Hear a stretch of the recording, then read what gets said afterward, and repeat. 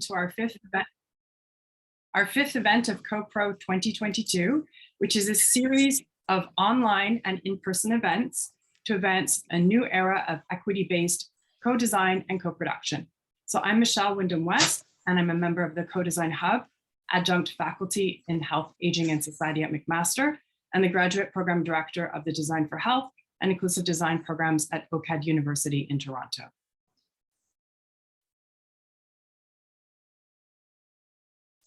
Louise, do you want to introduce yourself? Unmuting, always helpful. Hi, everybody. I am Louise Murray-Luring, and I use she, they pronouns.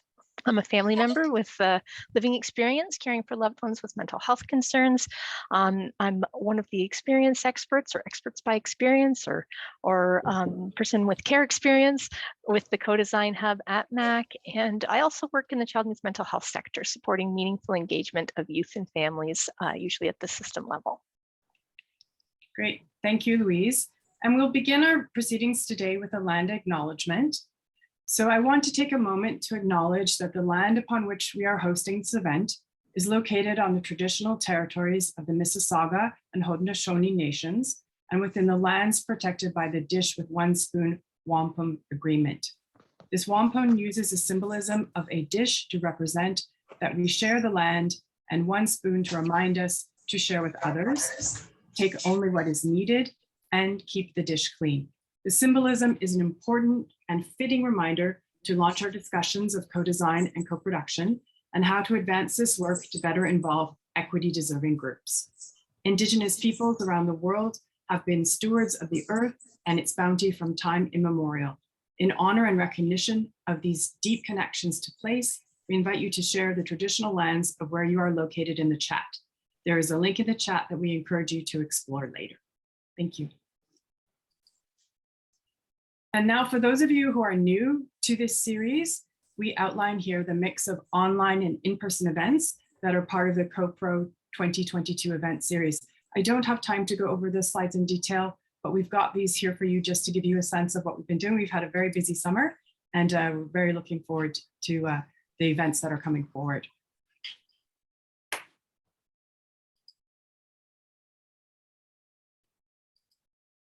Okay, so I guess I do have a little bit of time to go over just a few small things. So on June 8th, we had an online event exploring design thinking and inclusive design. This poem, prepared by our poet in residence, Lulwama Malalu, captures the themes of risk-taking in design thinking and inclusive design as we share and listen to each other's experiences with respect, sharing our humanity, trusting in the process, even if we aren't sure where it is taking us, and finding harmony by bravely sharing and examining failures to replace them with successes. Today's themes will once again be captured by Lulwama. Lulwama, please give a wave and introduce yourself. That's a glitch, Michelle. That shouldn't be in there. We're having Josephine today, not Lulwama. Oh, my apologies. Sorry, reading the slides. Okay, over to Louisa, and hopefully we won't have any more glitches. Sorry about that. That's okay. You'll be able to enjoy Lulwama's work, though. That was her poem, and the other creative arts or expressions that she has done are available from our other sessions, as well as others that Josephine has done. So this particular one is one of Josephine's from June 22nd. And in this one, Josephine expressed the themes that emerged at that in-person workshop, applying principles and practices of experience-based co-design. And key themes were, what we mean by touch points and experience mapping, which are components of the EBCD approach, as well as the need to co-create comfort agreements with participants to build rapport and offer transparency and create accessible, inclusive, and brave spaces where co-design techniques can be most effective. We also discussed that workshop, the importance of hearing all the perspectives as we listen to lived experience and work together to co-design prototypes that reflect the realities, the priorities, and to create the processes that allow enough time to go at a pace that works for participants. So as we continue our CoPro 2022 learning journey.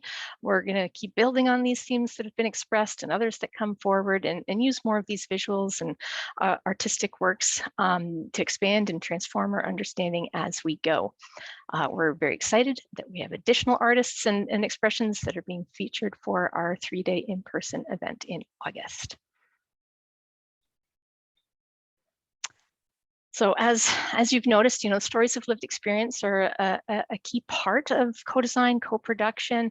Those are extremely critical perspectives to include. And in our journey so far, we've continued to reflect on how stories of lived experience positively influence our ability to recognize our shared humanity, to listen deeply, and open ourselves up to the new understandings that emerge, or that we're really kind of called on to seek. It's not a passive experience. So co-production is a relational experience, and holding space for others' experiences and perspectives can be really difficult.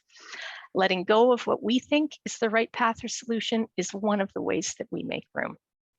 So today, we're invited to consider how we relate to others in co-design processes, whether we might have power to surrender or power to step into, and how we collectively create spaces where safety and equity are possible. So to help set the stage today, I want to invite Joseph Pitawanakwat to bring to life his experience of co-producing health services with an Indigenous well-being lens within the Western healthcare system. Joseph, I'll turn it over to you to introduce yourself and share from your experience. And Emma, maybe we stop the screen share for Joseph's presentation so everyone can see him.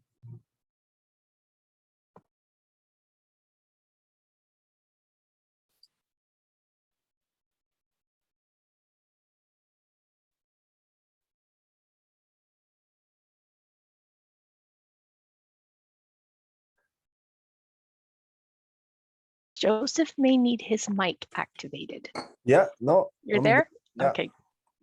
Go ahead, Joseph. Okay, yeah, cool. I'm super excited to see what happens today. I'll be in as much as I can. I'm Joe. I'm from Wikwemkong on Manitoulin Island. Now I live in Peterborough just for the last couple of years. It was actually super interesting. So when I met my wife, it's her birthday today. But when I met my wife, I guess like 13 years ago now, at the moment that I met her was when, well, I don't know how to say real simple. Before I met her, I was real bad. I was real bad. I was really bad in school, and everything was, but it was typical though. It was normal. But yeah, I was getting pretty bad. But then I started finding out, my culture, the Schnabek culture. Started learning a lot more of my language, and I was having lots of fun. I fasted. I went on a fast, and I was really, jumping in, realizing who I was, or that I was something different. It's unusual to say so quickly, but when I met my wife, she's white, like real white, blonde hair, blue eyes, and it was unusual. When I brought her around to my family, I didn't want her to stay with me because of just me. I wanted her to see who my family was, because we're real cool. Like, we hunt, we fish, we have big gardens, and like, we're funny. And so like, I wanted her to not just stay with me because of me, but because of my family as well. So I wanted to show her how awesome my family was. But my whole family was like, who is this? Well, why? You should find somebody from here. And so she was met with a little bit of hostility. But I knew there was one person who wouldn't do that to her, and that was my grandma, and she's real cool too. So I was like, well, let's just go visit my grandma then. Since my whole family is like, hey, who is this? So then we were visiting with my grandma, and that's where we started learning, or I realized that I was learning. I didn't know. I just thought my grandma was telling cool stories. Because I just wanted her to tell my wife all of my favorite stories about when she was growing up, when my grandma was growing up. And it just so happened to be that my most exciting and interesting stories was all due to the fact that she grew up without a hospital or like doctors. Like my mom is a registered nurse. And so, I grew up with this language in my home. And so I just thought it was so crazy that my grandma, she didn't have that. She had plants. And so I'd get her to tell my wife all these cool stories about how she had to use plants as medicine.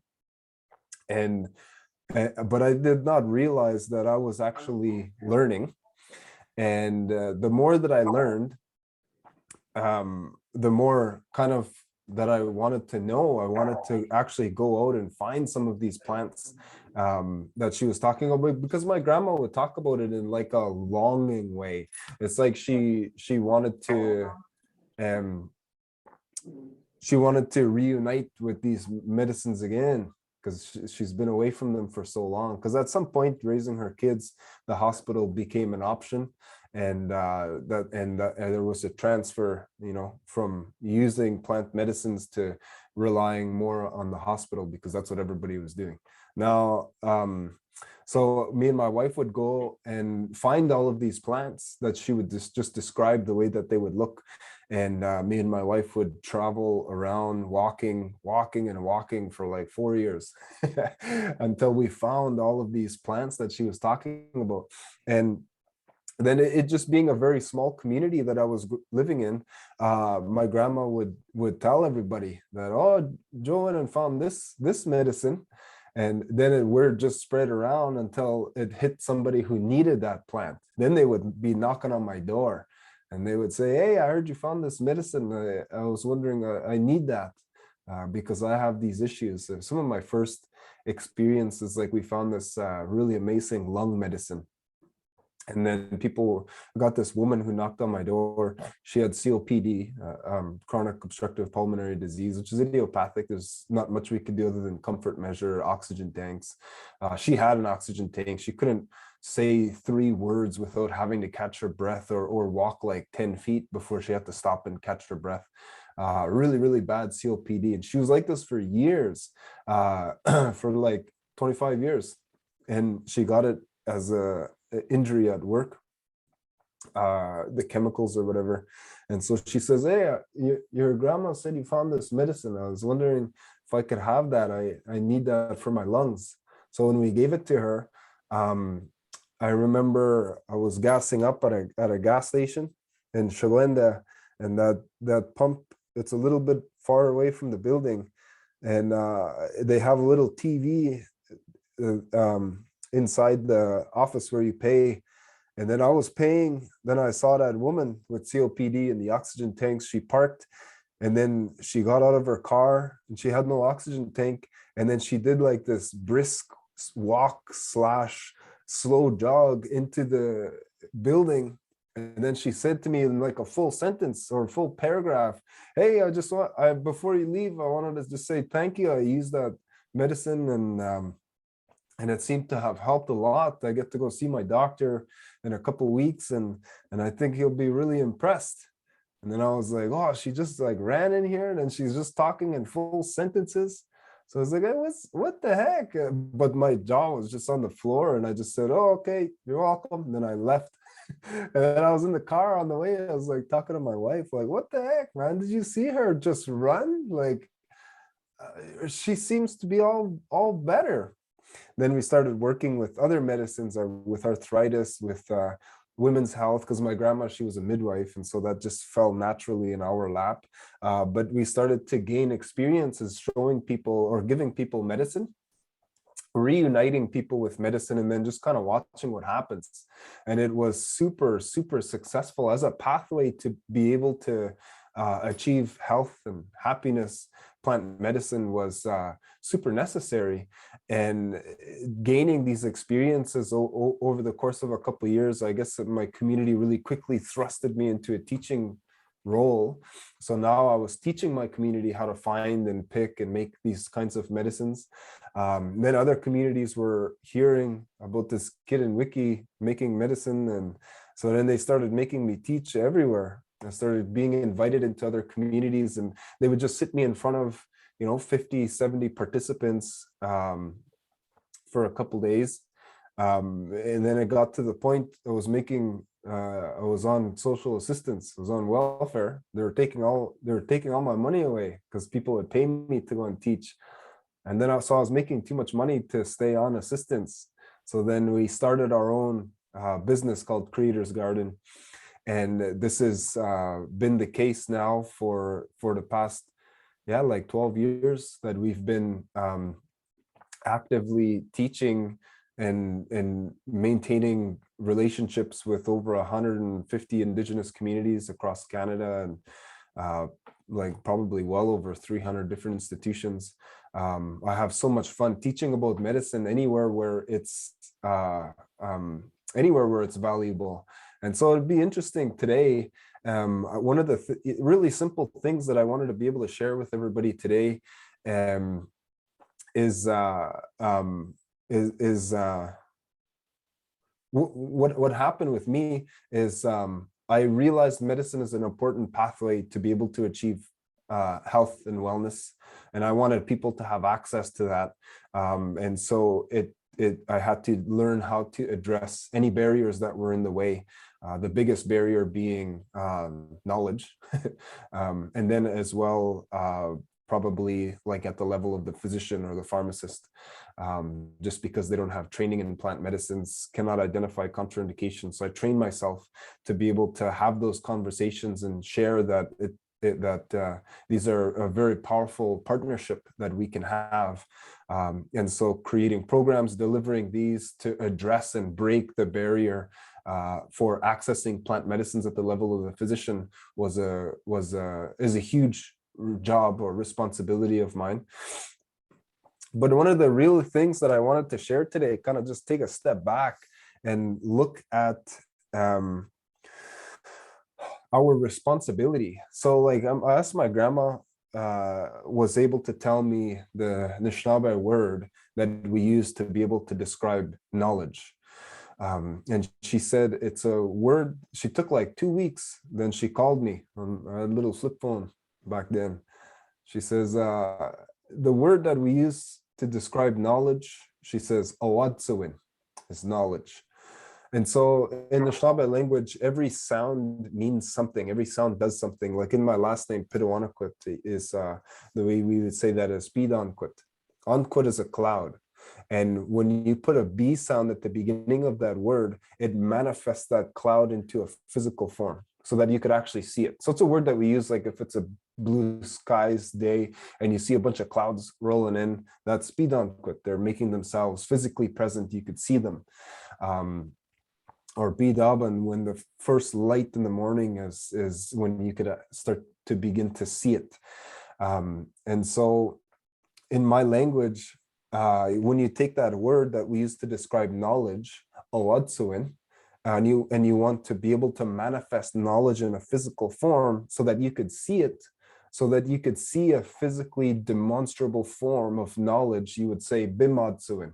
So bimadsuin is also the word that we use to describe life.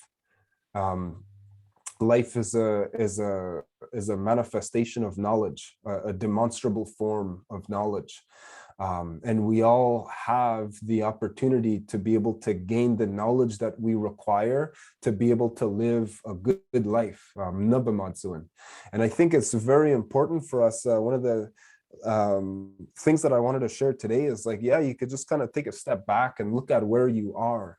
We're living in a land base that is responsible for providing us a good life. For an opportunity for us to be able to live a good life is right here.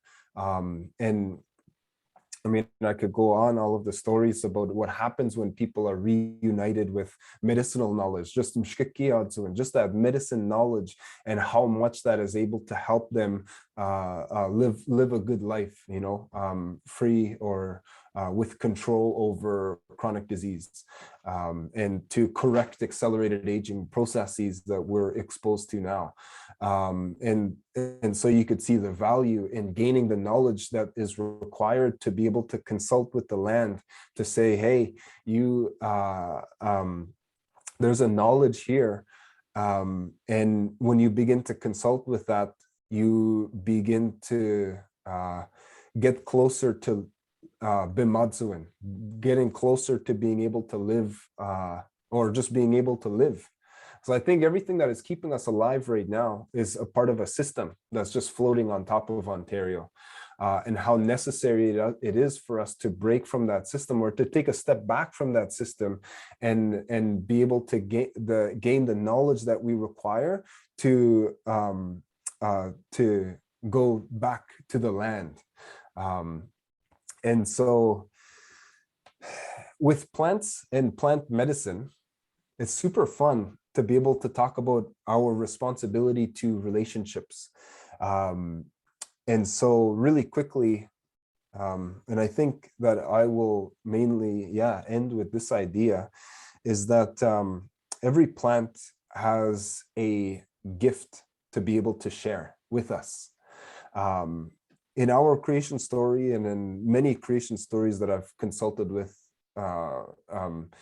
there's this idea that human beings were the last thing to be created, and that we are a culmination of all of the elements that make up Earth. Everything that is here was used to be able to form our bodies. And so in our creation story, we have the body that was created by the shell. That shell is a representation of all of the elements that make up Earth at that point, were used to be able to form our bodies. And so in our understanding is that each of these different plants were used to be able to form different parts of our body. And so contained within that plant is the original instruction how to restore normal function to whatever it is, your heart, your lungs, your bones, your liver, whatever is not working appropriately. We consult with the source, the plant that was responsible for creating that part of your body, that original instruction, and that constant connection and relationship to the land, that constant consultation allows our body to be able to be working the way that it should. And so every plant has a gift to be able to offer. Every plant that is here will help to restore normal function to different organs and systems and processes that our body has and goes through. And so every plant has something to be able to share. And when we begin to learn about these medicines, we begin these relationships in the same way that we begin any relationship. When you meet somebody who you've never met before, what is the first thing that you do? You say, hi. What's your name? There's so much that you could learn about the name of a person. Oh, what an interesting name. And then you kind of wonder, where's that name from? And so you get an idea as to who this person is, where this person is from. Same thing with plants. You learn a little bit about their name. You learn a little bit about their ecosystem, where they're from, the environments, the people that grow up around them, their companions, all of these different things. But then I think, just like that, it's very natural human behavior. My wife hates this. If she was home, she'd bust in here and tell me not to tell you. But that I think that almost every relationship that we have begins selfishly. That when we meet somebody, that we ask, we small talk in them, like, oh, where do you work? What do you love doing? What are you an expert in? Where did you go to school? And if you do not need anything that this person is, that you don't not require their gifts, you'll probably forget about them. Maybe you'll remember later if you need them. But when you need somebody, when you can hear somebody is telling you their expertise, where they went to school, their gifts, and you need them, like a plumber, and your house has leaks that you can't get control over. Oh, I need this person in my life so that they could help me.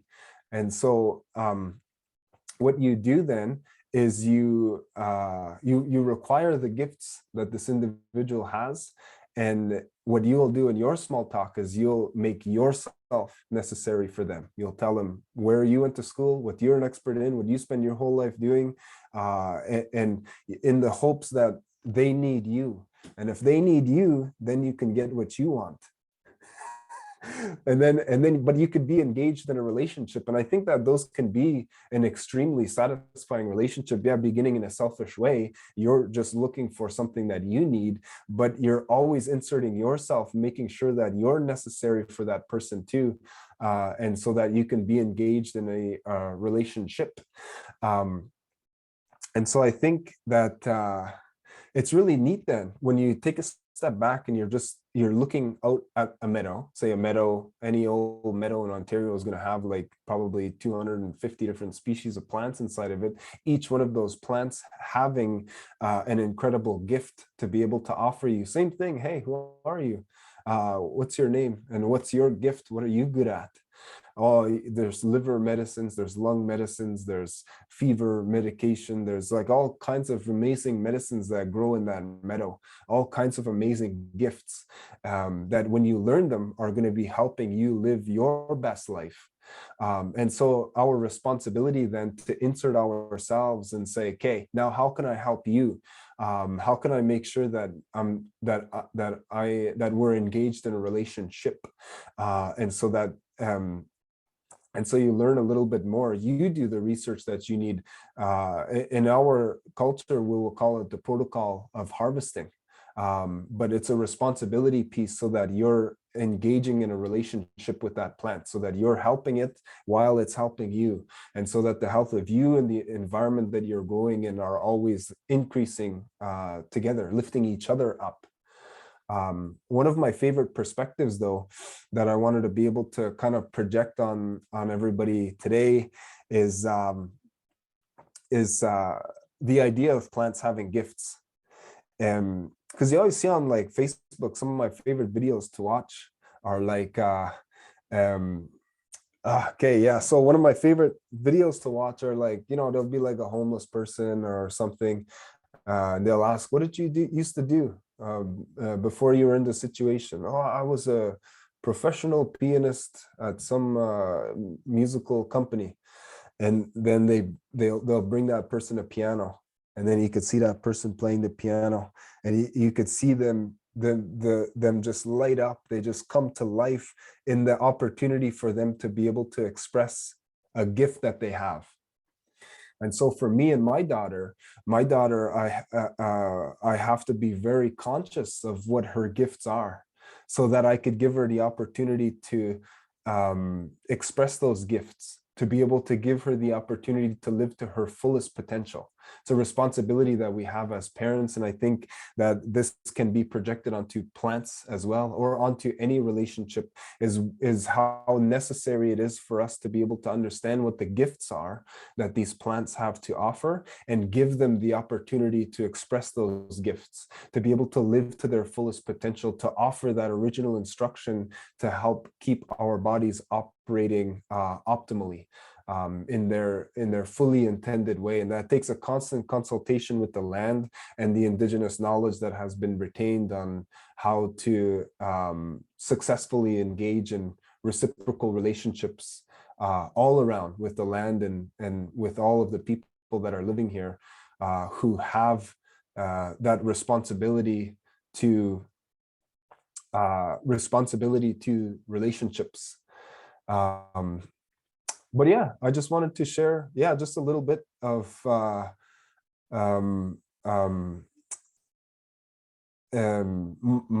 story and my experiences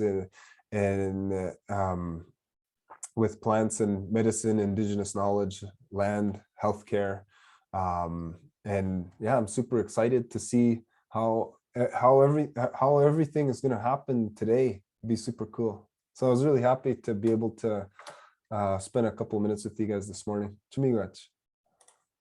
Thank you, Joseph. And it's really nice to meet you. And thank you for sharing your knowledge. And I look forward to hearing more stories in the future. So thank you very much. And now I want to turn to today's event. which will shine the light on how to navigate issues of power, build relationships among participants, and foster trust in co-design and co-production processes. As always, we want to learn from each other on how to do a better job of drawing on expertise from lived experience, particularly from equity deserving groups. So please don't hold back. We want to hear everyone's ideas during the discussion. Our first panelists are Michelle Farr and Julie Swede, who will talk about these themes when it comes to co-production in action. Nicoline Vackerberg and Christina Bont and Marie Banel-Kallström will talk about power as a dynamic or dynamite in co-production and share the reflective model of relational power dimensions. And finally, we have Ashley Miatello, Jen Green, and Louise Marie Lung, and they'll offer compass and maps to help navigate the relational dynamics involving equity-seeking groups, drawing on the case of youth mental health.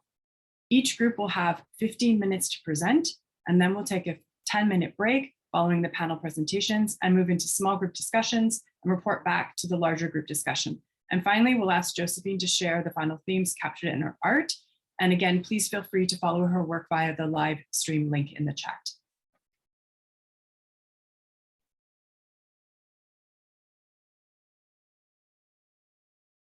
Shall I begin? Louise, did you want to say just a few words before they start, or would you like to? My apologies. I was muted again. Sorry about that, Michelle. I just want to make sure we get you introduced. Michelle is a research fellow at the University of Bristol and works at the National Institute for Health Research Applied Research Collaboration West. And she's been working on the Bridging the Gaps project with Julie Swede, who has lived experience of complex needs and isn't able to actually join us today. But this presentation that they've put together discusses the challenges of sharing power, building trust, and relationships in co-production. So over to you now, Michelle. Thank you. Thanks ever so much, Louise. And yeah, big apologies from Julie. She's got COVID and really wanted to join today, and I was just meeting with her online before the event, but she really just felt too poorly to be able to come today. So I hope I will do her words justice as we progress through the presentation. So I'm presenting on behalf of the Bridging Gaps group and a group of researchers and GPs.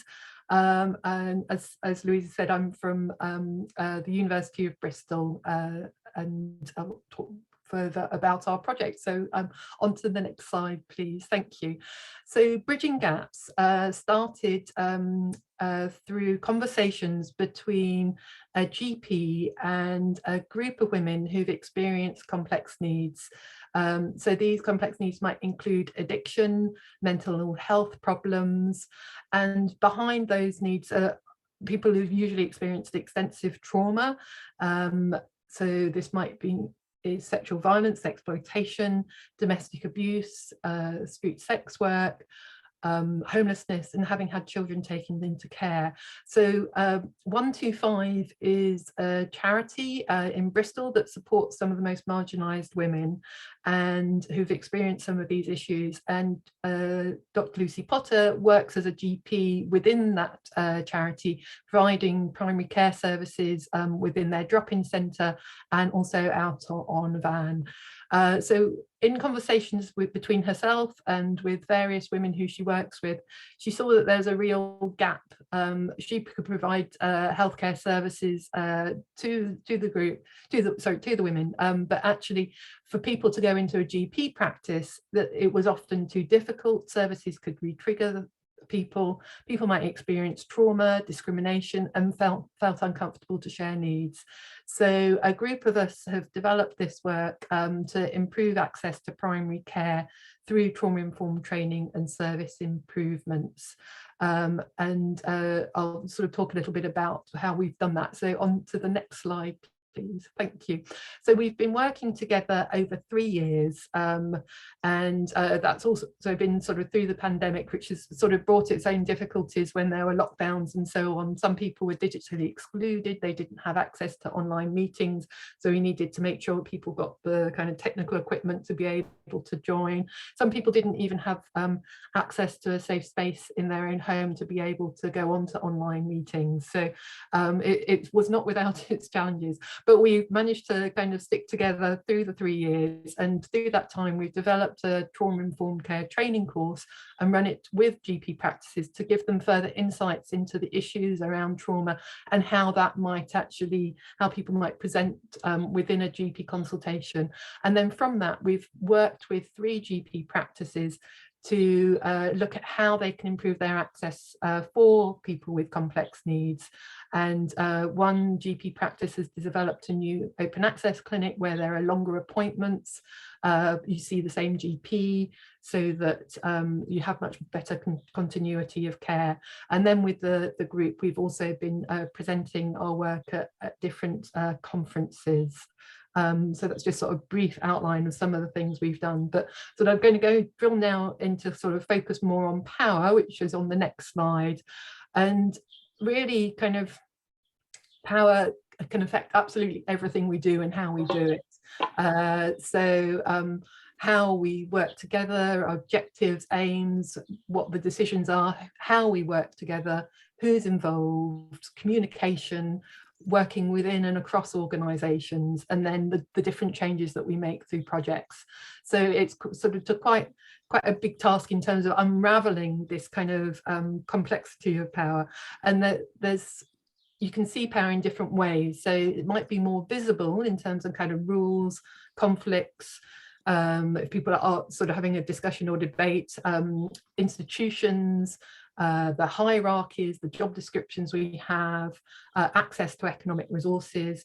Things might be more hidden in terms of like how we make decisions, and that's especially relevant within co-production processes about how those decisions are made through a project.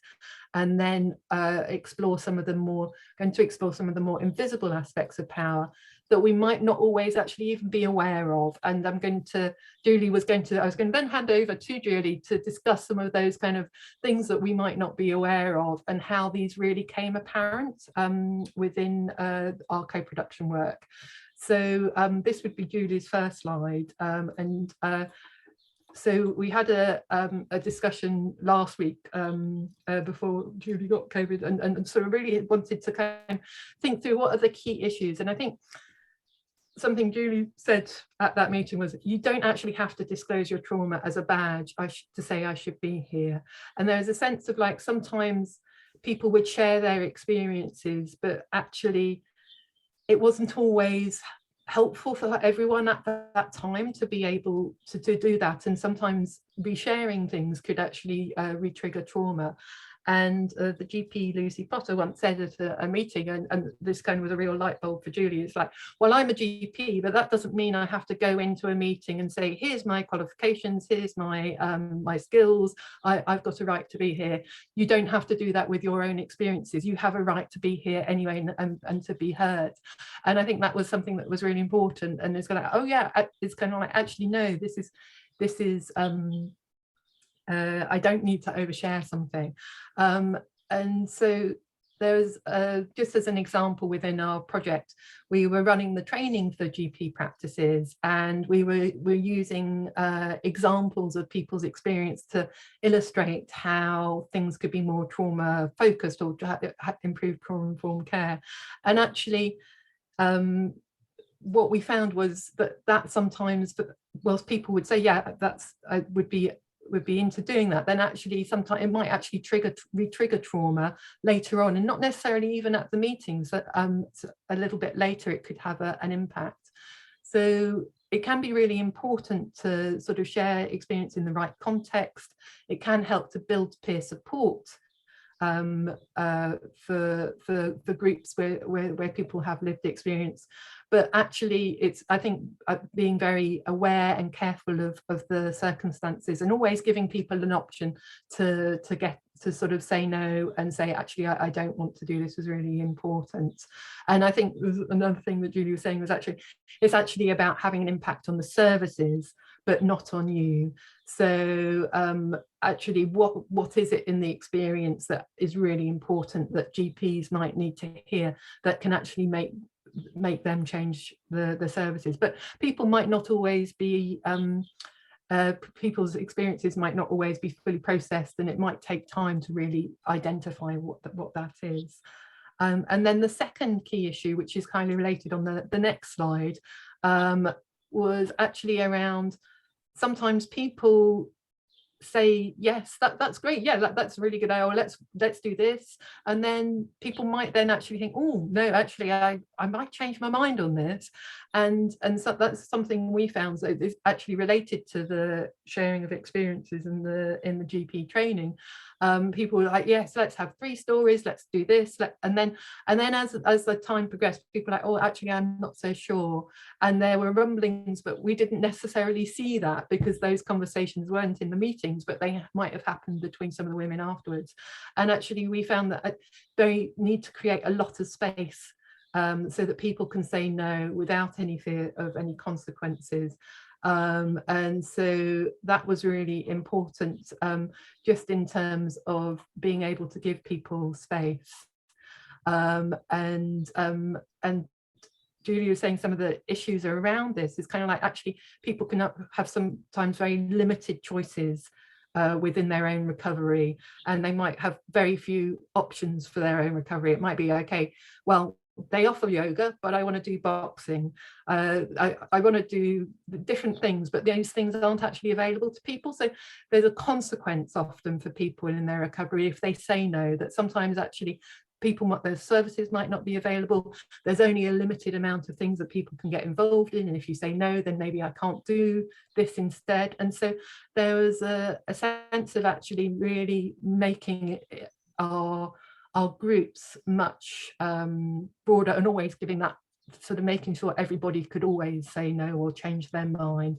And that was also really important if people are sharing lived experiences, that there is always that sense of if someone wants to do it, even at the last minute, people can change, sort of say, right, actually I don't want to do this anymore. And that even with funders, we found that we then once the group had decided something, we went to the funders and said, actually, I know we said that we wanted the funding was to do A, but the group have decided we need to do B instead, and the funders were fine with that. So I'm just checking my notes to make sure I've covered everything that Julie wanted to say. So yeah, just to say that sort of that fear of saying no might mean that you're perceived as being difficult, or people might have had consequences of saying no in the past. And then on the next slide, we've just got some, just to summarise and bring everything together, some of the kind of key practical points that we found through the time of working together. Having a women-only group was important. 125 was a sort of women's charity, so that was really important, just in terms of the experiences that people had, having that safe space. So really understanding what's safe to the person themselves. I've spoken a lot about the lived experiences and re-triggering, having ongoing support for everyone. So 125 support staff were at all our meetings because they knew the issues that people had experienced and what support people might need, which as researchers we weren't always aware of. And really making sure everybody has that autonomy and choice, and the way that they want to get involved was important. We found some interesting dynamics between the whole idea of safety and safeguarding and empowerment, and making sure that actually what was safe is defined by the person themselves, and really just being honest where things go wrong and we don't necessarily know the answers. So I think on the next slide is the final slide, just to sort of share some of the outcomes. So I say we kind of moved our work from the training to the kind of service improvement work with the GP practices, and the Open Doors Clinic's been running for 2 years now at one of the GP practices we've been working with, where people are now able to access healthcare that wouldn't have been otherwise. And a second GP practice has set up their own health inclusion team. And then finally the Homeless Health Service, who we're currently working with, are looking at ways providing a women only space, which has been identified as really important because people can feel intimidated even up to the where the space is, and perpetrators might be hanging around, so that was actually quite a difficult route to access the help that they need. So we'll be producing some trauma-informed co-production guidance events that will be available in August. And the final slide is just to say thank you for everyone who has taken part in the project, of which there are very many people. I sort of tried to represent everybody's views as best I can today. So thank you very much.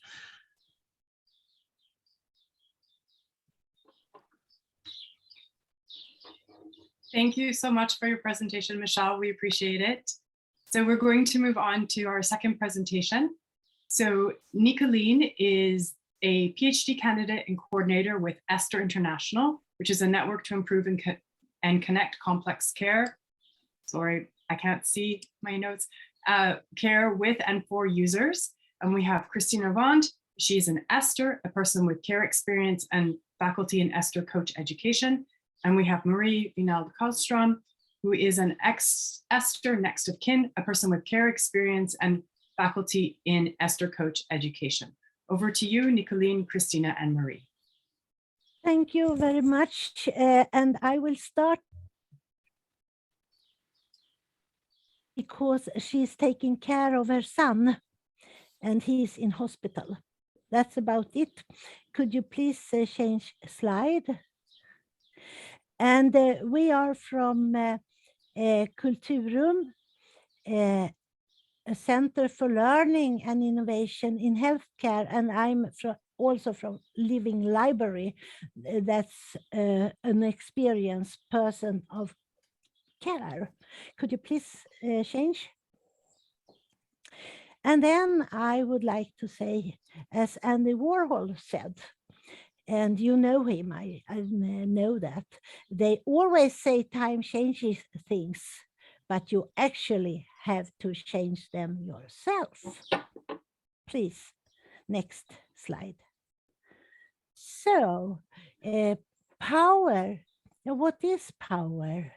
Power always begins with me as a professional or as a patient. My intentions, my feelings about the person I meet, my expectations, my feelings on comfort or discomfort, or my sense of security in the situation. How I react to these feelings will determine my actions. It all starts with me, and I'm the only one responsible for my own actions. And next, please. And would you please go on, Nicolene? Yes, Christina, thank you so much for the introduction. And also, Michelle, thank you so much. I think we are saying a bit the same thing in other words.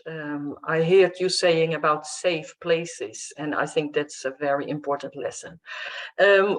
About power, in Sweden, people don't always want to talk about power. They are a bit afraid of addressing this. But power, it's not only negative, it can be positive. It can be both positive and negative. If you just put on the next, then you see on the positive side, what's happening on the positive side. Can you just, you get things done. Can you? And it's always energetic when there is power in the room, and there can be a clarity in rules. That's the positive side. So it's not only negative, but on the negative side, you can find some other things. You can have a feeling of being ruled over. And the next one. And that will mean that you will be less creative because you feel you are ruled over. So why should I contribute? So you're just getting laid back or you're intimidated. So you will have no influence, and it will also give no fun then, because you have the feeling, okay, they know best. So why should I contribute in co-production? And we are working in Esther to improve health and social care, and we really need to have this influence from the users, and we learned that it's much fun to do it together. So we take the next one. And power in this context is the possibility to influence the process and the product of care. It's about the service, but it's also about the outcome. So it's the whole time, can I have an influence, and how can I increase my influence, or maybe how can I decrease my influence? We take the next one. And Christina. Yeah, and we have stolen this picture. And I would say I like this creating psychological safety square. And sometimes we are in the apathy zone, and then we have low motivations and accountability. What do I do here? Or I could be in the comfort zone. Then I have a high safety, high motivation, and accountability. Wow, I can just be here. I like everyone and I know all about the subject. Very good. But where I could be in the anxiety zone, then I have a low safety, but I have a high motivation and accountability. And I'm afraid when I come to a new situation and a new group and so on. As for example, for me in this group, you know. I But, know, Christina, you always tell me, I'm yeah, nervous for every new group. So yeah, I think we also have to remember that. And Christina, it's not only you, I'm also nervous for a new group. So in that way, we can go hand in hand. Yes, go yes. on. I've been working with groups in other situations, and I'm always nervous too when it's a new group. But we all could be in the learning zone. So then I have a high motivation and a high safety, and I have accountability. What can we do to be in the learning zone as much as possible? Do you know that, Nicolene? Yeah, well, I think just this feeling that we want to be in the learning zone together and help each other to go there and help each other to show that I'm also nervous. And for me, this is also new to co-produce together, and I also have to learn. So I think to show this, that we are all learners, and so we are all in the same situation. Yes. Please, the next one. Yeah. And then we have another way to say this, because when I got here, I was in the panic zone. And when I'm finished with our part, I will be for a little while in the comfort zone. And then I hope to be in the learning zone. Yeah, and I think we already learned a lot from Michelle and a lot Yeah. from Joseph. So it's really nice to be here and to share. So we take the next one. This is still yours, Christina. Still, what? Yes. Oh, it's the boat. It's the boat. It's even if you are a chef on the boat, or if you are the newest person in the crew, you are in the same boat. You can see they are standing there, and if one is falling over, everyone is. I like this picture, I must say. Have you anything more to say about that? No, I know that you like this picture, and I think pictures can also help to address this word of power, to get that feeling and to get that. Let's talk about this, and let's talk about how do we keep balance. So in our session, we see power as a relational perspective. It is never static. It's all, you can always change it. So maybe now I have the power because now I'm talking, but then Christina is talking. You can always change it. So you can never say, oh, I go to this meeting, I know who is having the power, because then you go to your apathy zone and you can every time change it. And I think that is that we want to encourage to everybody, that just look at power as a relation and you can change it every time. We take the next one. Yeah. Go on. Yes, we could see a picture of a heart and a brain in a teeter-totter, and the brain should be perhaps the doctor or another professional, and the heart would be me as a patient. Sometime when I'm as a patient visit the doctor, I can feel that we are sitting on this teeter-totter. He or she has the knowledge in a legitimate way about my disease. And I just have my heart, my feelings, and my Dr. Google with me. But it could change because at first I could prepare before I visit the doctor. The doctor can ask me questions to make me feel more secure and safe. And sometimes, the doctor turn to be together with the heart, the patient. And then you have an insurance administrator in Sweden to say, you must not do this, you must not do this. Christina, I also think this is a picture, and all models are wrong, some are useful. So we had to find some kind of picture, but please don't say that only the doctor has brains and you only have the heart, because then we are completely wrong.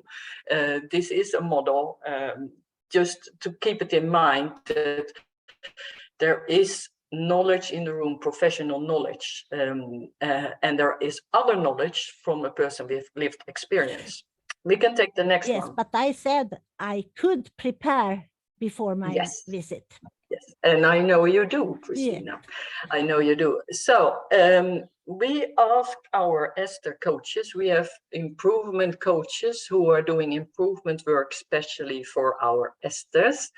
And we asked them, how do you think that you can shape a balance in power, and how do you think you can shape a co-production that you do together with your patients, the improvement work?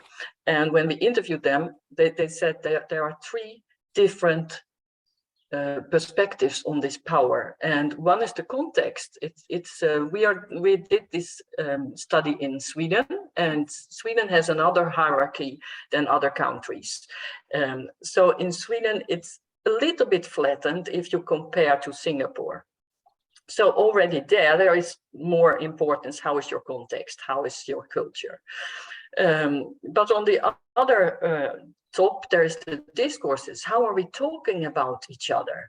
How are we thinking about each other? Are we thinking that our users have capacity, that they can contribute? Or are we thinking, well, they have some mental disability, so no, we don't ask them.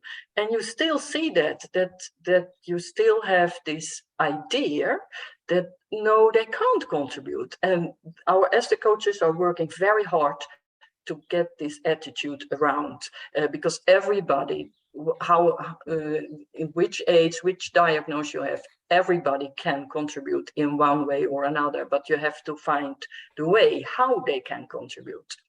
And in the right corner, you have the resources. A lot of people are saying co-production is taking time, so we don't have the time to do it. It's much quicker if we do it ourselves as professionals. But we also know if we do it ourselves as professionals, we will find solutions that maybe not at all fits for our patients. So that is a quite, not a very efficient way to work it out all by themselves. But a lot of people are shouting, we need to have more resources, we need to have more nurses, we need to have more doctors. But if you get more doctors and more nurses, but you get them with the wrong attitude, it won't be helpful. So it is about these three corners. It's not only about the resources, it's also about your attitude, your perceptions. And when we found this triangle, we said, well, let's always talk about this triangle when we have a meeting, so that we really discuss this power balance.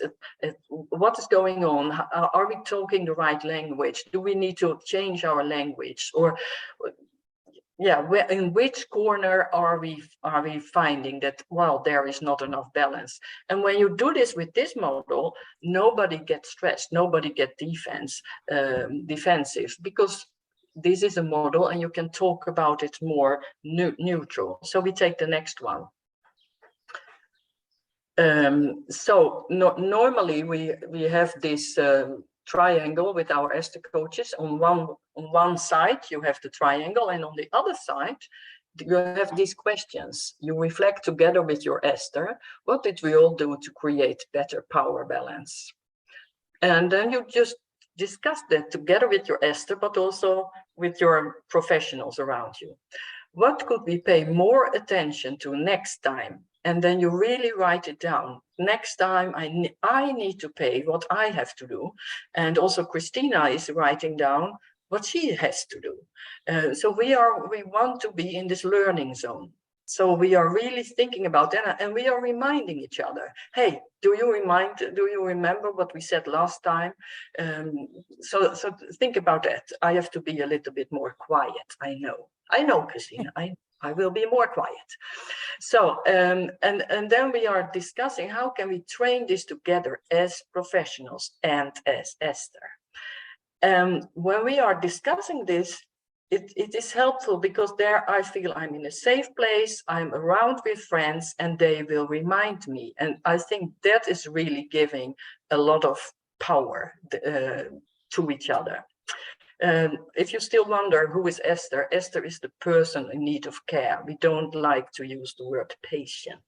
We like to have a name because it's always a person. We take the next one. We are soon rounding up. Sometimes you have a feeling that you have professionals and they are playing on one side and you have patients playing on another side. We don't like that metaphor. We like this metaphor that we are inviting patients and professionals to a dance. And you know, when you are dancing, sometimes you will step on each other's toes and then you will just say, oh, sorry, I have to learn. I'm learning these new steps. So it's always about learning. It's always about new steps. We take the next one. And that's it. So if you have any questions, you can always ask me. And if you have any questions for Christina, I will give the mail to Christina as well. Thank you so much for listening to us. You will find me in the comfort zone for a while. Thank you so much for your presentation. I learned a lot and it definitely resonated with my work as well. So thank you so much for sharing all of your experiences.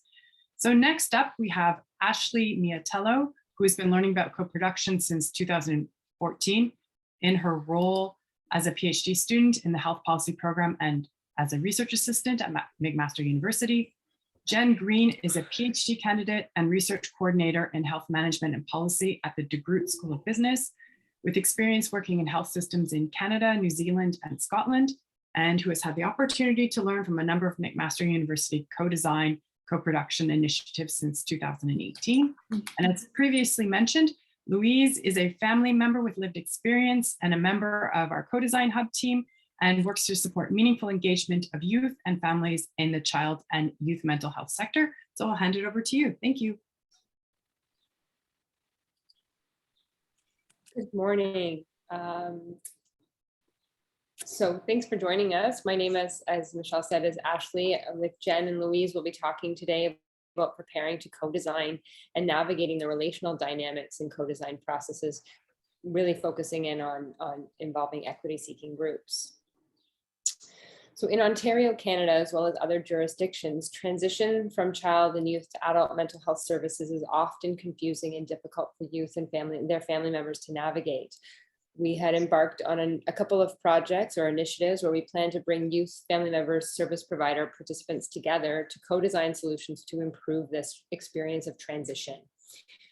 We knew at the time that power imbalances exist among participant perspectives, which are really reinforced by some of the traditional roles. And I won't go into that because we've heard a lot about that already from our excellent presenters.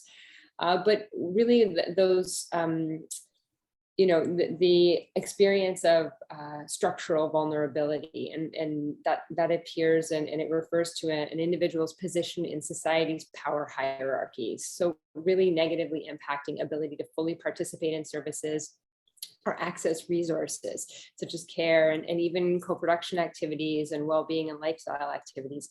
This really creates a sense of vulnerability, and sometimes that's of course magnified based on socioeconomic, racial, cultural, institutional, or policy factors. So in preparing to host co-design events, we decided we needed to explore what our role as a research team was in navigating these power imbalances and attending to these experiences of vulnerability when we're facilitating these processes. So that led us to explore what we were going to do. So if you could flip to the next slide, please.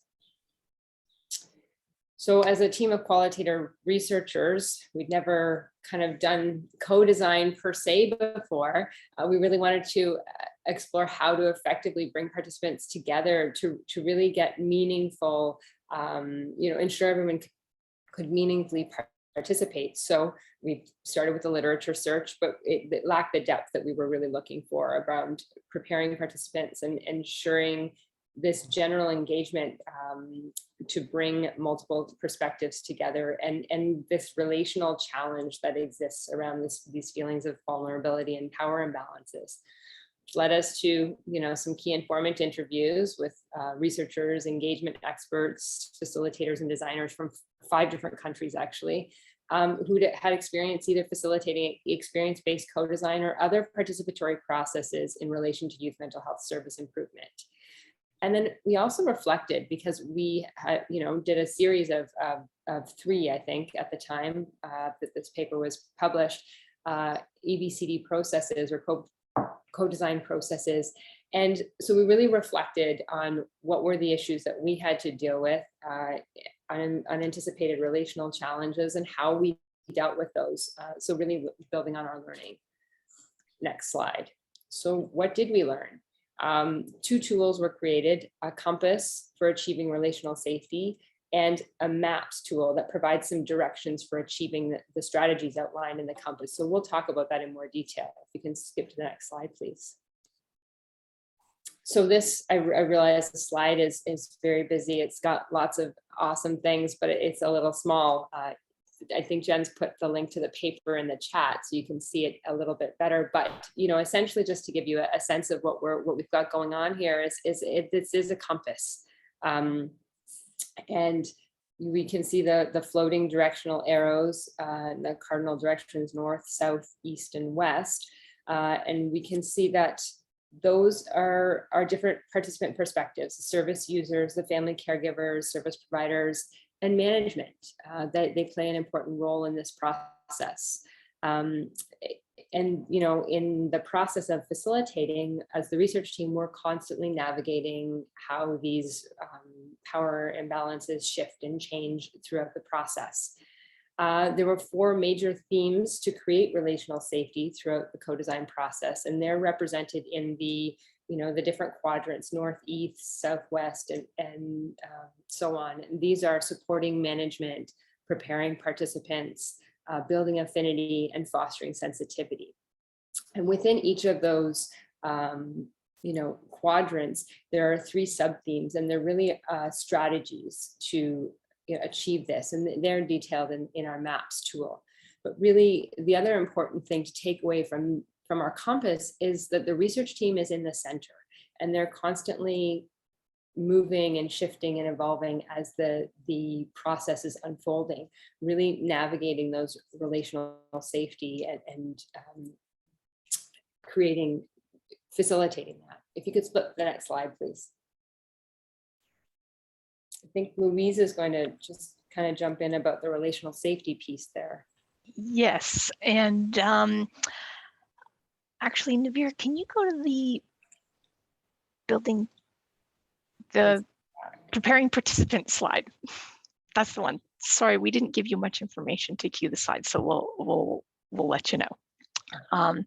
So the preparing participants is really about that beginning to build the processes and structures that are going to create that relational safety, where the power dynamics and the relations in the social interactions, which are from the team to all of the participant groups, regardless of what perspective they hold, and which means understanding that the people will come into these the processes with existing power or existing vulnerability in different ways, and understanding that and being able to do things that are going to help manage those dynamics and in a very thoughtful and supportive way. And so some of those steps are about informing them and being informed by them. It's really important that you've got clear information, you've connected ahead of time, people know what to expect, finding out what way communication works better. Is texting instead of emails better?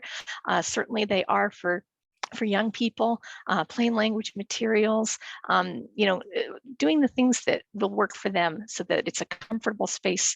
It's a place where they can feel like they can contribute and have meaning, and that it's worth their time and their effort, and that there's going to have that impact. And as the research team does things to empower the group within those feelings of vulnerability, and helping people kind of check in with themselves and also checking in with them, so that those who are accustomed to being leaders can take a more equal position, and those who are maybe not accustomed to suddenly having the space and having people wanting to hear and value their perspectives to really be comfortable sharing all the ideas and things that they may have otherwise not felt they were able to share.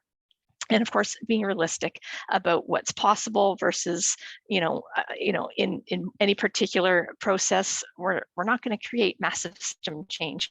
It takes time, and knowing where those parameters are, and keeping people informed and being informed by them. All right, next slide. And so building affinity is a lot about, I should say, of course, preparing participants happens early in the recruitment phase, but also is about staying in touch throughout. And that building affinity is as you bring people together. And that means knowing the groups that you're working with in the EBCD model, and trying to bring them together in ways that they can see and understand each other's perspectives, and really see where they have common ideas or common feelings and goals and hopes, and that helps build that rapport and creates this atmosphere of respect and acknowledgement.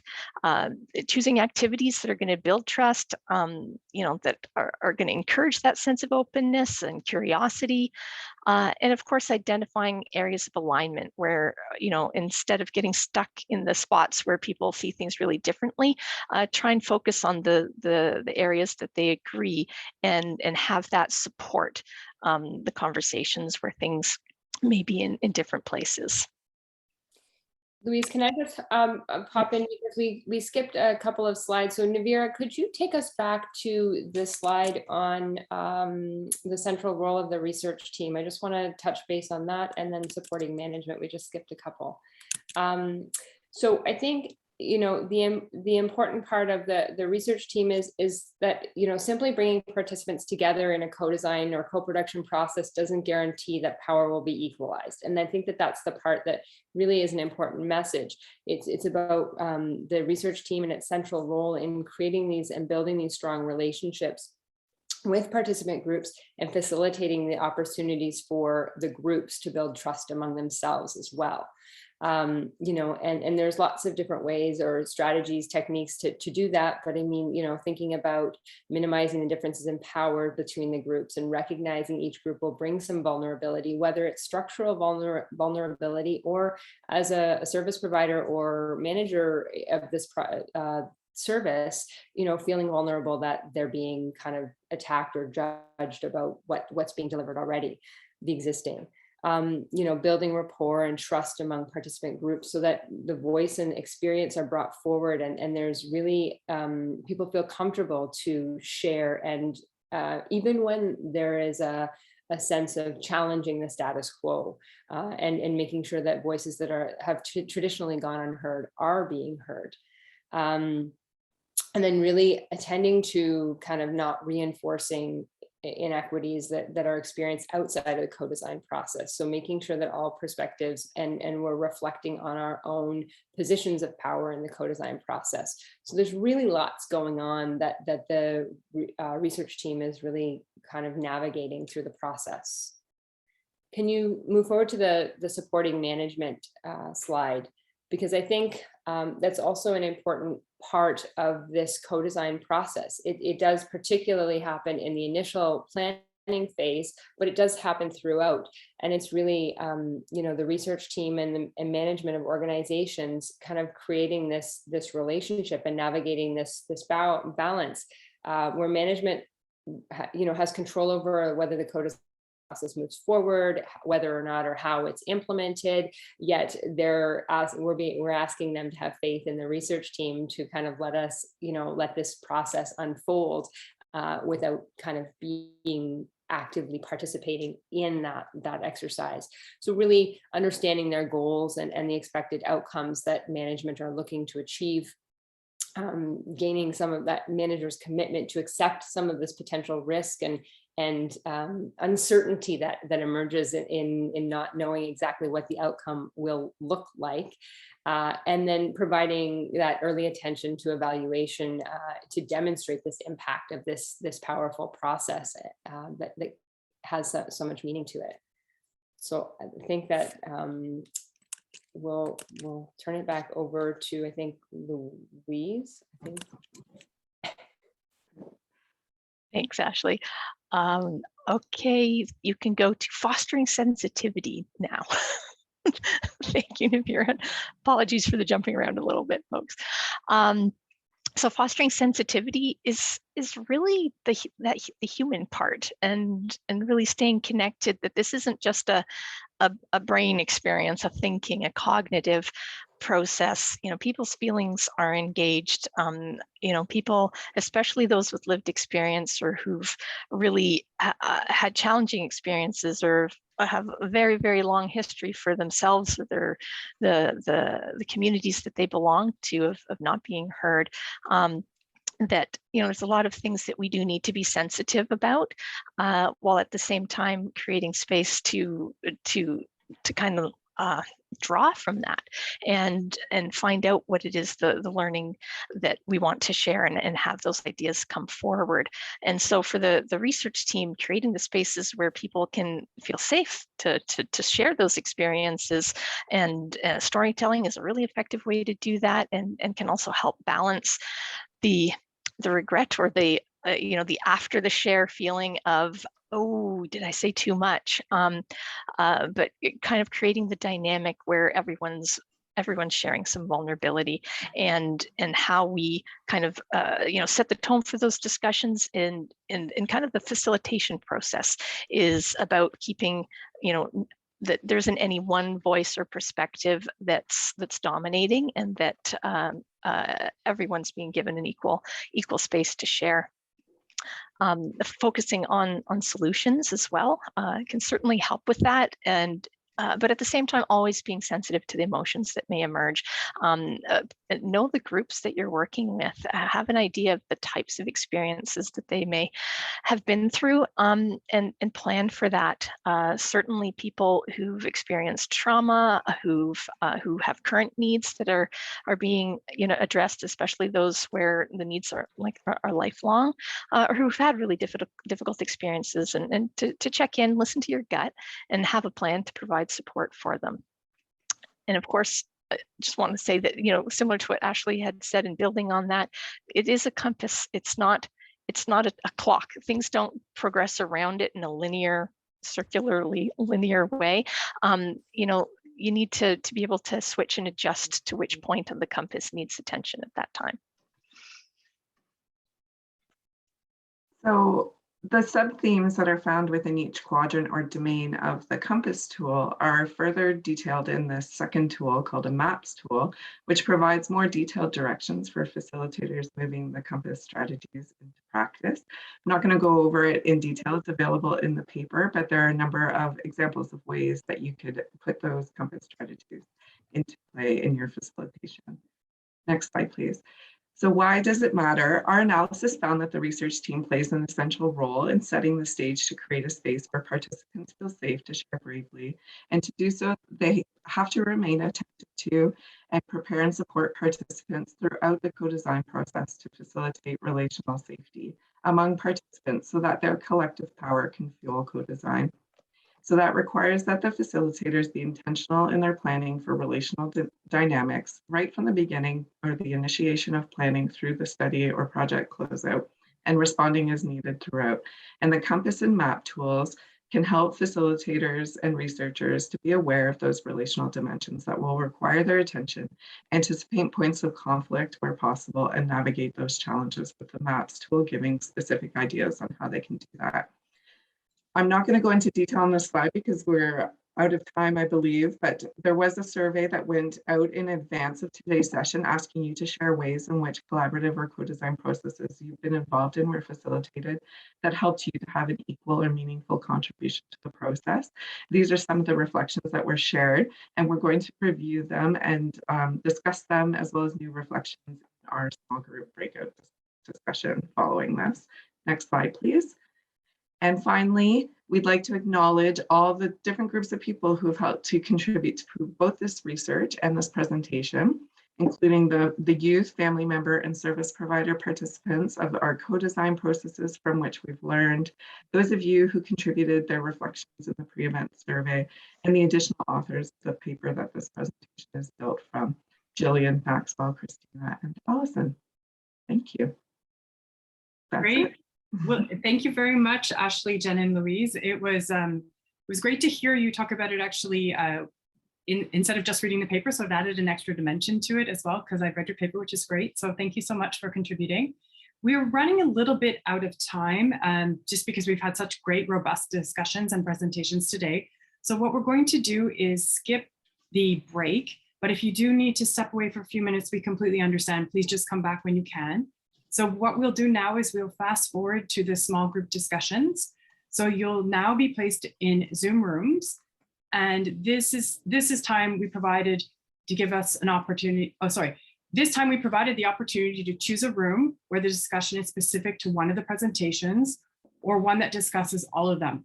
We will do our best to get you in the correct room, but please bear with us if we miss the mark. We've had a really large group of people coming today, which is super great. But it does take a little bit more time to organize the breakout rooms. There'll be a presenter or facilitator to keep the discussion on track in the breakout rooms. And we ask that each group select a volunteer scribe who will report back to the large group on what was discussed.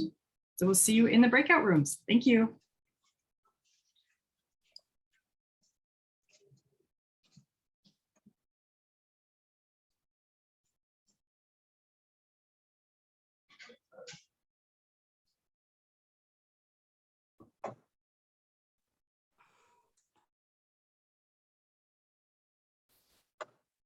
Thanks, everyone. We still have some more people to come back, I guess, and then over to Michelle again. I'm sorry, I'm having difficulty with my screens, getting the notes up and the Zoom at the same time. Whenever it goes to, it changes, it gets rid of my notes. So you're gonna have, sorry, you'll just have to give me a moment here. Can you open the deck separately, Michelle? That's what I do. And I have my... But then I lose the Zoom if it's open on its own. So it was working partially, but then when there were changes, it just got all messed up. So sorry about that. No problem. Okay. We just had everyone come back now. So we just had that third group come in. Okay, so what I think I've got on my slides is, let's see. So we had the discussion, we've come back. Okay, so how many groups were there in total so I know how many people to call upon? There were 4, I think. Yeah. And were they numbered? Yes, yes. So group 1, based on the presentation. So group 1 presentation 1, group 2, group 3, and then 4 is the more general co-design group. Or general co-design. Okay, that's great. So thank you everybody for your discussions. I hope they were robust as ours were. Navira, can you move to the small, no, to this. Okay, yeah, Laura, that's perfect. Perfect. So we're okay. So I guess, sorry, Louise, I took over by accident because I'm having problems with my slides, but did you want to ask people from each group if they wanted to contribute some feedback? I think you're doing great, Michelle. Go with it. Okay, okay, sorry. It's, you know, these technical difficulties, they happen, you just have to go on the fly. So would the person from group number 1 want to contribute and let us know what you discussed in your group? I'm not sure who it is, so. It's the one that had to do with Michelle Farr's presentation with Julie. Yes. So it's called Challenges of Sharing Power and Building Trust. Yes. Yeah. I was scribe, unfortunately. Nobody else volunteered, so I have scribed. And please, anyone jump in if you want to add anything to what I say. So some of the key aspects we were talking about, I'm just going to look over here because this is where my screen is. So the relational aspects of power and how we manage that really came out as key. The trust element was really important, and how we can support and enable trusting relations to develop when we're within the current structures, which don't always enable us to do that. And people might have had distrust, might not trust services because they've had poor experiences before. So a common theme was that kind of creating a psychological safety, safe spaces. How do we actually do that? Issues again around the ideas of sharing and disclosing experiences, the power that can come across from when you're sharing a particular lived experience, but also the vulnerability that can come with that. And we were talking about things in relation to trying to answer some of those questions. Actually, time was so important, and the funding needing to extend over longer periods so that you can actually build that trust with groups. Being able to sort of, so that culture was really important as well in terms of staff confidence, their trust. Sometimes staff might not feel psychologically safe within their own working environments. So there's kind of almost a sense of needing to create a reflective sort of space outside of the usual pressures, so that people can actually have those conversations. Acknowledging where trust might have been broken down, that's important. And thinking that through. One of the things I was sharing was just in relation to project I worked on, Lucy's initial already trusting relationship with the women who she worked with was core in actually enabling the project to happen. And so working with people who are already trusted by a particular group is really important, and making sure, and we were chatting about, so going back to Joseph's first introductory speech around actually the relationships and the reciprocity, when he was talking about relationships between people and that relationships between plants and people and that reciprocity. What do people want? Why would they get involved? What do they want from you? And really thinking that through. Would anybody like to add anything? We actually have to keep moving because we have very little time left, but thank you very much, Michelle, and thank you for tying that back to Joseph's talk at the beginning. Can we move to group number 2, which was about the presentation with Nicolene and Christine? And I was in that particular group. It was a great discussion, and I believe Vivian was taking some notes. Vivian, would you mind sharing your thoughts quickly? A couple of minutes? Sure, yeah, I'll try and be concise, and folks can fill in the gaps for things that I've missed. So yeah, there was just conversation about in co-production, sometimes the people being afraid to speak up because of confrontation, but using tools like the triangle that was shared can help to facilitate conversations and get around those challenges. In terms of power relationships and managing co-production, can also take time to see results and outcomes. Just really being considerate, I guess, about historical context. And sometimes it takes multiple times of action and accountability to build trust. Sometimes those in power can feel powerless in co-production, in that when listening to folks with lived and living experience and trying to hold space for that, it can be difficult to disagree or go in a different direction than what one individual shares. And so just kind of recognizing that there are many different experiences by the community members we're working with, and sometimes they do contradict one another. and we can't meet everyone's needs. So some important learnings were to, rather than focusing on, right versus wrong, really focus on co-learning together what we've learned, being upfront as researchers and co-production facilitators about what we can and cannot do. So setting those expectations at the get-go, and also really just creating that space and making people feel heard goes a really long way. And I think that's what it came down to, is even if you can't go forward with one person's objectives, really holding that space and making them feel heard is what's important. Thank you, Vivian. I think that was a great encapsulation. I would love to have other people add some comments, but I don't think we have time. Can we move on to the group number 3, which was Ashley, Jen, and Louise's presentation? Hi, I was also asked to report back on behalf of our group. So we first, we talked about some of the themes that we received from the pre-event survey and whether or not they and the compass and map tools themselves resonated with the people in the room. And generally, we found that they did, and that the themes were around setting the stage, roles of engagement, common values, and acknowledging strengths and value that all bring at the beginning. And there were some examples where from the group where when that was done, it was really successful and helped to shift power from facilitators to participant groups. Another theme was around creating safe spaces for all to contribute and relinquishing some of that power or intervening when more powerful groups dominate. Again, we had some group experience of when that didn't happen and how that negatively affected the process, as well feedback on that happening being not recognized and how that affected people's participation in that process. Another theme was facilitation, so that participants hold the pen, doing activities to discover similarities and supporting those with lived experience to be leaders. And then missing things like things that were missing from the compass tool or from their experiences was looping back with participants about progress and outcomes. And there was some experience with having done that through an additional session, so that participants could see how their contributions had been used, and that being very, very successful and well received. And generally, they were asked if the tools had been used outside of mental health, which in our experience haven't been yet. We're not sure if others have used them in the tools, but the group thought that they would resonate really well with other groups and would be helpful tools to help, especially to help people with power to relinquish some power.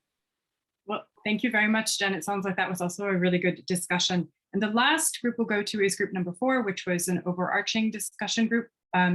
Who would like to contribute from that particular group?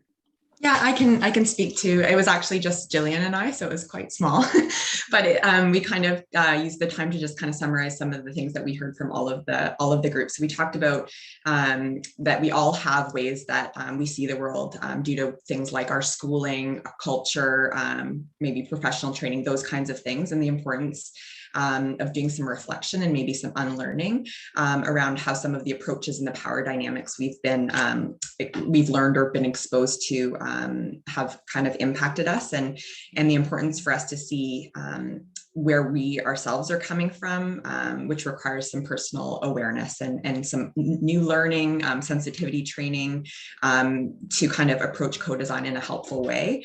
Some really quick takeaways from all 3 presentations, just the idea that sometimes sensitivities need to be even more attended to when working with populations that are vulnerable, and that individuals may never sometimes feel comfortable with sharing, and there needs to be options for people to say no and feel safe doing so. The importance of using tools to look at how to get to that learning zone, and that often most people in the room are nervous, and the importance of kind of sharing feelings of vulnerability to kind of impact that power dynamic, so that everyone kind of feels more on the same page, and then that consistent attention to process to make it feel safe for people to get into that learning zone, and then the use of tools to kind of name that power is often helpful. When it can be named, then kind of you can move through it a little bit better to then be able to work as a group. And then lastly, just kind of talking about the importance of that team approach in co-design, in terms of especially looking at like the complexities around the relational aspects, and making sure again that people feel safe to be able to share and work together. Jillian, feel free to add if I've missed anything. You just did a great job. Thanks, Julia. It was so fun to discuss with you. I think we got lucky to have a one-on-one. That doesn't happen very often. Oh, that sounds like a great one-on-one. And thank you everybody for reporting back, and thank you for your thoughts and your contributions. We're going to bring the event to a close almost on time, because I know that you're all very busy and you probably have other engagements during the rest of the day. So I wanted to invite Josephine now to share her visual capture of our key themes as a work in progress. If you can, just a couple of minutes, that would be great. Thank you, Josephine. Sure. So not sure if you were watching along, but the program that I illustrate on, it can actually record a time lapse of what I've drawn. So I'll just share my screen. Can I be made co-host, please? Thanks. And it's just about a minute long, and I'll kind of just share the themes that I've captured so far.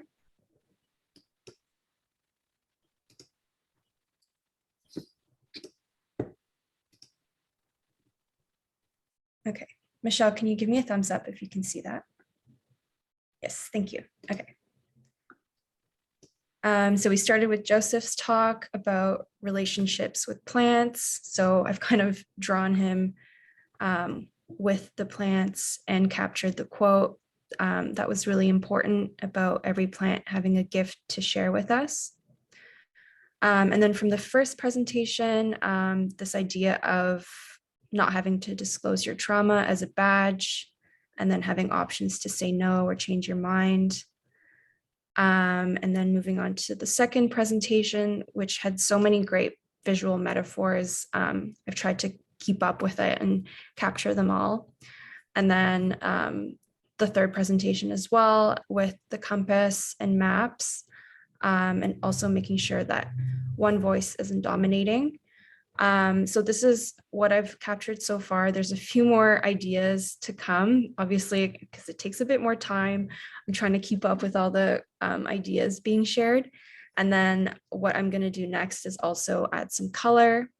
But when the illustration's done, it'll be shared, I think, online and through Twitter as well. Oh, that's great. Thank you very much, Josephine. And I'll hand it over to Louise, who will be wrapping up for us today. Thank you. That was fantastic, Josephine. Looking forward to seeing the rest of it when you've been able to incorporate those ideas. So we do invite everyone to stay connected. We do have a Discord community. We'll share the link in the chat and the follow-up email. We have our main August 3-day in-person event happening August 24th to 26th. You'll be able to see more information about that here, and we'll keep our website updated. We're still working out a few more details, and we'll share that out. There's going to be afternoon workshops that people from community organizations will be able to look at and register for, and we'll send all that information to you. We're really excited about that.